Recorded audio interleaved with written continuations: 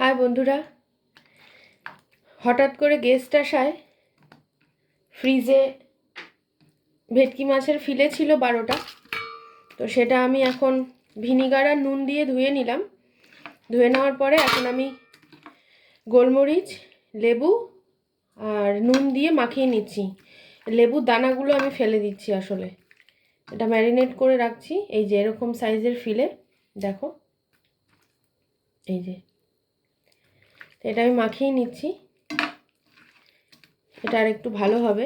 আসলে ভিনিগার দিয়ে ধুয়ে নিয়েছি, মাছের একটা আলাদা গন্ধ আছে তো, আর ভালো করে চিপড়ে নিয়েছি জলটা। এর থেকেও আবার একটু জল বেরোবে। এটা আমি একটু রেখে নিচ্ছি। এবার আমি কটা টোস্ট বিস্কুট গুঁড়ো করে নেব যাতে ক্রিস্পি হয়। এক প্যাকেট কিনে নিয়েছি, পুরোটাই করব। গুঁড়ো করে নিয়ে আসছি, আমি পুরো প্রসেসটা দেখাবো। এই যে গুঁড়ো হয়ে গেছে, আমি ঢেলে নিলাম।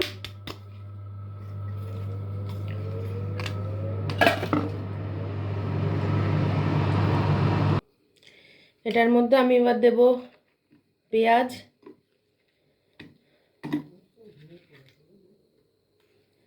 রসুন, আদা, লঙ্কা, আর দেব ধনেপাতা, নুন, একটু সাদা তেল। এটা আমি পেস্ট করে নেব।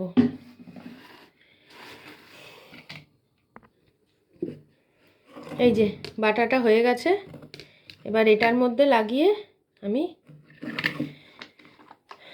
একদম মিহি করে বাটতে হবে। এটা একটা বাটিতে ঢেলে নিই।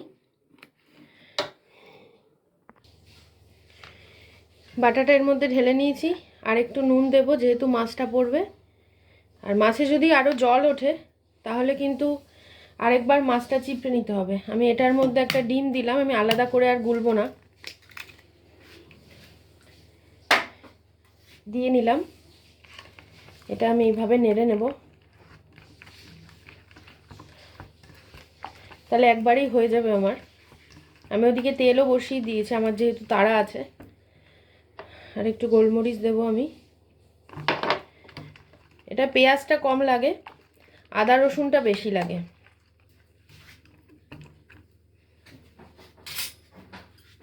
আমি একটু কর্নফ্লাওয়ার দেব যাতে থিকনেসটা আসে।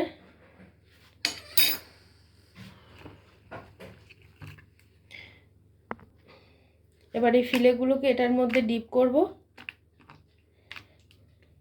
এই যে যাতে মশলা লেগে থাকে ভালো মতো।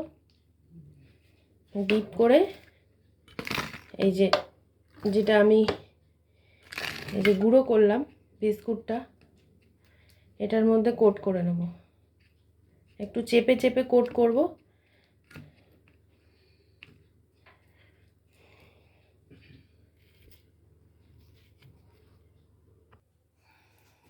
এই যে এইভাবে করে নেব, চেপে চেপে সবগুলো করে নেব।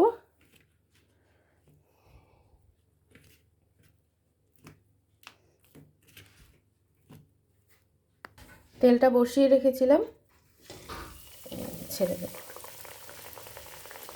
এটা একটু ক্রিস্পি হবে, একটু আস্তে আস্তে ভাজতে হবে। তেলটা গরম করে মিডিয়াম লোতে রাখতে হবে গ্যাসটা।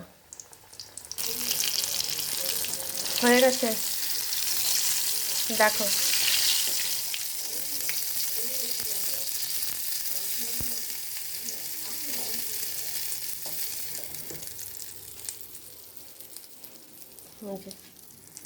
সস আর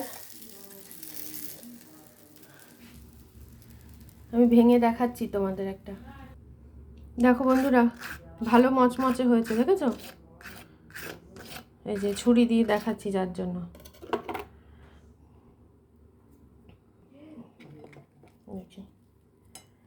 দেখো,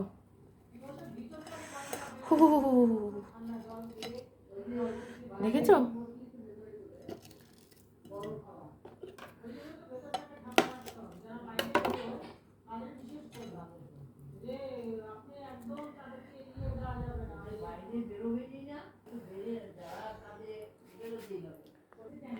মাছটা দেখো কতটা সফট হয়েছে বন্ধুরা।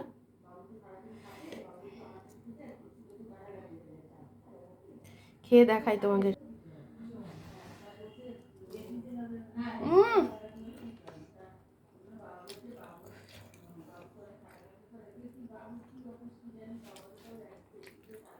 এক্সিলেন্ট।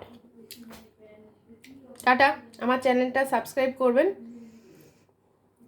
অনেক অনেক শেয়ার করবেন। তো রাখছি, আমার এখনো অনেক বানানো বাকি আছে। টাটা।